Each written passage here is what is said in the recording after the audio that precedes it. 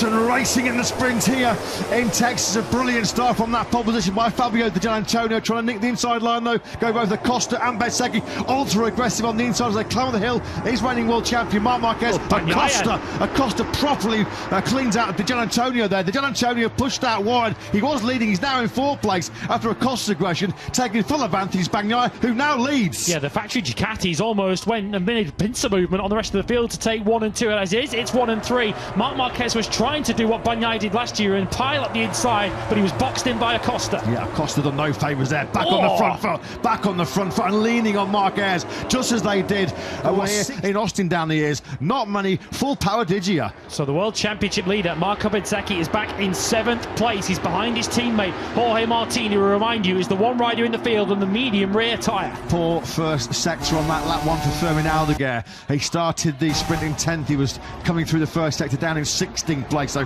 he's lost 6 places. Very good. And here comes Marc Marquez on the inside of Ditcher. He's down! He's gone down! And Marc Marquez, well, these two had close combats last weekend in Brazil. This time it's too close for comfort. Marc Marquez inside, just asking too much of that medium front tyre, and on the outside, well, Di Giannantonio has had some wretched luck on this first lap. He got pushed out wide at turn 1 by Pedro Acosta. Nowhere to go. Di Giannantonio has remounted, but that is shocking luck for the pole starter. He'll be out with that one. Marc Marquez was trying to fight back on Fabio Di Giannantonio, but that was coming from a while away. You saw how hard he was pushing to try and get that Ducati stopped, and I'm afraid Marc Marquez can look nowhere but himself with that one. Will that have all the drama at the front left his teammate Pecco Bagnaia. Now here we go then. Marc coming from a long way back. He's just darting to that inside line, picks up Fabio Di Giannantonio, and then as he trail breaks in, locking the front, down he goes, losing the grip, and on the outside with nowhere to go.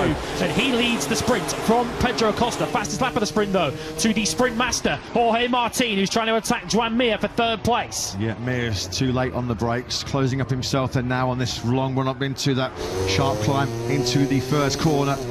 Elevation of over 40 metres from the grid position to the top of that turn 1. And just starting to check out here at the front of this sprint is Pecco Bagnaia, 2023 COTA sprint winner, 2025 COTA Grand Prix winner. Of course, is Bagnaia. He's clear now by... Lead up now over 1 second, the 2:01.3 for Bagnaia. He's comfortably clear now of Acosta, and you can see some impatience growing in the group behind him. Martin, brilliant. That is the textbook move. What a play that is on the inside of Mir. Up the hill into the first corner, had the inside line. He got the drive as they climbed. Right ear there for some reason. Maybe he heard something with the bike, but Moreira is out of this sprint. Marc Marquez and Fabio Di Giannantonio are still running, but they're way down the back. At the moment, Acosta is a bit of a rolling roadblock, isn't he? With Bagnaia completely checked out at the front of this sprint. His advantage is just going up sector by sector. 1.3 seconds is now his lead. And now Martin is going to strike. There is nothing at all that's wrong with that Aprilia top end. On that RSGP, once it starts going through that gearbox, Martin just gobbles up Acosta on that right level in terms of all-time sprint wins. It's Bagnaia from Martin. Feels very 2022, 23 and 24, doesn't it? At the front of the field, there's your confirmation of the different tyre options. Martin, the only rider in the field on the medium rear tyre. I did also, as we now see Bezzecchi having a look at the inside of Joan Mir to take 4th place. I'm pretty sure I saw some of Di Giannantonio's Ducati Aero on the back straight, which might need fetching. Yeah, he's picked off Shoan Zarco for 11th spot. What about this for a move? This was a sensational early attack from Fabio Di Giannantonio, going through 7 on Marc Marquez, and clearly the red mist came down. Yeah, Marc Marquez, well, I guess there was nothing wrong with that move. I'm sure Marc would have respected the move, but clearly wanted the track position as soon as he could get it up the inside. So Ditcher's already given the position up by this point. He's picked the bike up and let Marc Marquez through, but of course he's trying to keep the bike on the road. There's just not enough space. He loses the front, and Di Giannantonio with no time nor any space to react to it. And of course, we've already heard from VR46 obvious what they think of that move. And here now, the Aprilia. Look at the Aprilia. I mean, KTM previously, well, they have got, the history books show they've got the fastest Grand Prix motorcycle ever. 366 kilometres down the start-finish straight in Mugello. But that Aprilia has got some serious poke, hasn't it? When it gets wound up through 4th, 5th and 6th gear. There's nothing that Acosta can do. He is completely defenceless. And now Bezzecchi puts himself up onto the podium. We're on course, we get to how much he enjoyed that real close battle with Marc Marquez. I think he might have changed his tune in the live music capital of the world here this weekend after being cleaned out by Marc on that very first lap at turn 12. Bagnaia at the moment then, still in a sprint of his own, still doing those sort of high 201s. 1.2 seconds is the gap back to Martin. This is him side by side with his teammate Jack Miller, and Toprak, is he just going to park up? Yeah, it would appear there's no crash there, so Toprak straight away looking behind, trying not to get in the way of Brad Binder, so he has had some sort of technical problem. On his lead will be nudging a second and 3/4 here. In fact, it's come down in the final sector to 1.4 seconds. Good final sector for Martin, but Bagnaia, as mentioned, just doing exactly what he needs to do, exactly what he always did when he was winning championships, just keeping the field at arm's length. At the moment, Bezzecchi is a lot faster than Martin directly ahead of him. Marini for Honda. Bastianini has now taken that 7th place, so Marini now 8th, and the final sprint point held by Ralph Fernandez, who's actually going quicker than the leader right now. And here comes Bezzecchi on the inside of Martin, down the hill into turn 11. Classic block pass there. Martin just trying to maybe try on the cutback to get back on through, but this has been coming. Bezzecchi, as mentioned, he was quite a lot faster over the last 2 or 3 laps than Jorge Martin. Martin, though, trying to fight it on his damaged VR46 Ducati. Marc Marquez is actually back on 2 wheels. Marc is still circulating in this sprint, but he's 1 lap down. His pace is low 202, so on a damaged factory Ducati, Marquez still doing respectable pace. On the road, he's 18th.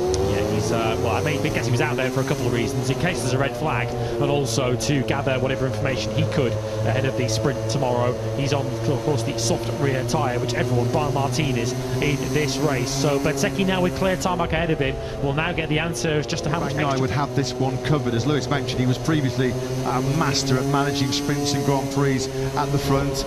Not able to relax in that 2nd place. What will be his first sprint medal of the season. I was just about to say, on the brakes, Marco Bezzecchi. We saw the rear tyre lift in the air as he was braking so hard down into turn 11. Oh, this just shows what pressure can do to you. With Martin right on his rear tyre, did he just get a sense that maybe he was going to close in on Pecco Bagnaia? It was out of shape. We saw brilliantly the onboard from Jorge Martin, called it when we saw the rear tyre in the air, overloading the front, and Marco Bezzecchi, head in his hands. He has made it the season so far. Oh, Alex Rins now has crashed out. Alex tries to sprint away from the scene. Yeah, he's down at the first corner. Alex was in 15th place, which of course would have been good enough for a point in tomorrow's Grand Prix. That went so early as he climbed up the hill. Maybe the forks bottoming out there at the top of the hill, but wow, this sprint coming alive maybe for the final place in the podium as well, because look at this, Joan Mir is starting to sense. Martin has just got the gap down between himself and Bagnaia to back under a second. It just looked like as Bastianini fires the KTM on the inside of Alex Marquez, going to run in hard, running wide, and Alex just says thank you very much, I'll take that position straight back. I'm closely watching the split sector times here between Bagnaia and Jorge Martin. Just looked like down the hill on the brakes over turn 11 that Martin was visibly closer on the brakes to Bagnaia. Bagnaia just easy. Do you know what he might well have done? Bagnaia's 9th lap of this 10-lap sprint of 202.445. Jorge Martin's at 201.678. Almost a second was the chasm in performance between the two of them. Has that Mir gone down? I think Joan Mir might have crashed out at the first corner. Yeah, he has. Joan Mir then. Another DNF into the column for poor old Joan Mir. What we just said, was this over as a contest? Joan Mir confirmation on the screen, he has gone down. Do you know what? Jorge Martin's going to win this. He is all over Pecco Bagnaia. Pecco Bagnaia is running out of grip on that soft rear tyre. It has been a tactical masterstroke, this, surely by Jorge Martin. Wow, what a performance by the factory Aprilia. You can see the wheel spin that Bagnaia's getting. If Jorge Martin takes this, he'll take the lead. Winning the World Championship this year. Just look at the top speed that the Aprilia has. Side by side, he'll go on the brake. He's there with Bagnaia. Bagnaia tries to tough it out on the brakes. Jorge Martin, no sensing the victory. Oh, there's contact there. They both stay upright, unlike Marc Marquez and Gil Antonio on the first lap. But Jorge Martin, late drama here in Kota. He is about to lead the MotoGP World Championship. All of the pain, all the nightmare, all the horror of 2025 is going to be forgotten in an instant if Jorge Martin gets this job done. He now comes through turn 6. He's going to take a gold medal in this sprint here in Austin. What a pick. What a decision to run that medium rear tyre. It is going to pay off handsomely as for the first time in 18 months, Jorge Martin is back on top in the MotoGP World Championship. He can't quite believe it, can he? as Jorge Martin wins an epic sprint here in Austin, Texas. Pecco Bagnaia faded massively late on. Bagnaia was doing mid-203s on the last lap. He lost it by almost 8/10 of a second, having been almost 2 seconds clear at one stage. Jorge Martin is here. Another fantastic human story. Elite, there's just something extra special about elite sport and comebacks, isn't there? And Jorge Martin, he's dropped it. He's crashed. Jorge Martin, has he crashed on a wheelie? Yeah. He's done a celebration. Is it a wheelie? Well, have you ever seen anything quite like this? Ladies and gentlemen, Jorge Martin, after all of his injury nightmares, finds himself back on the top of the MotoGP World Championship, and he's crashed on a celebration wheelie. I mean, this is scary. Locks the front. As the front wheel hits the surface, we thought he was doing a celebration wheelie.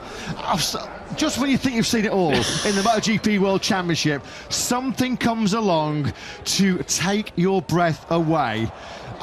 What a day. That's a first. That's a first for me. I have never seen that. 30 years in the past.